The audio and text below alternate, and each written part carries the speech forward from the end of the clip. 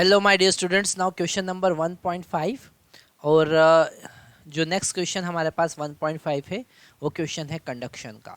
Okay, हमें यहाँ पर कंडक्शन के कॉन्सेप्ट को समझना पड़ेगा। मैं आपको यहाँ पर लिख देता हूँ विच concept that is conduction.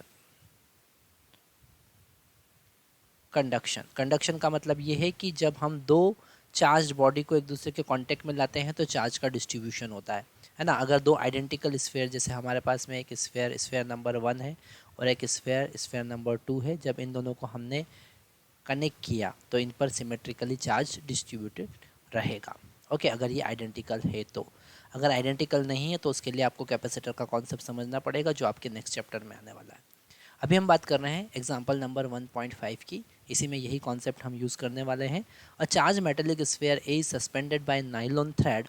Okay, nylon का इसलिए यूज़ कर रहे हैं क्योंकि वो इंसुलेटिंग थ्रेड है, ताकि चार्ज मेटेलिक स्फीयर से चार्ज जो अमाउंट ऑफ चार्ज है वो वेरिएबल नहीं रहेगा, स्टैटिक रहेगा। Another charge metallic sphere B is held by insulating handle is brought close to the A such that the distance between their centers is 10 centimetre. जैसा कि diagram में दिख रहा है, पर डायग्राम यहाँ पर गिवन नहीं है तो हम डायग्राम ड्रॉ कर लेते हैं। यह हमारे पास एक स्फीयर A था। ओके, मान लेते हैं इस A स्फीयर पर हमारे पास Q चार्ज अवेलेबल है। इससे इसके सेंटर से 10 सेंटीमीटर का डिस्टेंस पर, ओके, 10 सेंटीमीटर की डिस्टेंस पर हमने एक दूसरा स्फीयर B रखा हुआ है। ओके, यहाँ पे हमारे पास में है स्फीयर B और मान लेते हैं उस पर है Q डैश चार्ज। तो इन दोनों के बीच लगने वाला फोर्स जो होगा F, वो होगा K Q dash divided by 10 centimetre whole square. Okay, आगे देखते हैं। The resulting repulsion is noted for example by shining a beam of the thread and assuming the deflection of the shadow on the screen. Okay, the sphere A and B are touched to uncharged sphere C and D. Okay, इसके बाद में हमने दो अनचार्ज sphere लिए। एक अनचार्ज sphere हमने लिया C और एक अनचार्ज स्फीयर लिया हमने D, और इनके कांटेक्ट में हम लेके आ गए, इनसे टच किया।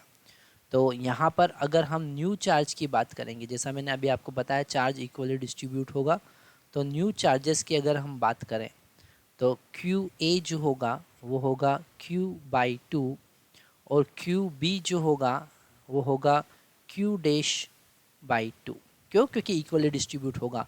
अगर इस पर Q चार्ज है, ओके, और इस पर ज़ीरो चार्ज है, तो न्यू चार्ज जो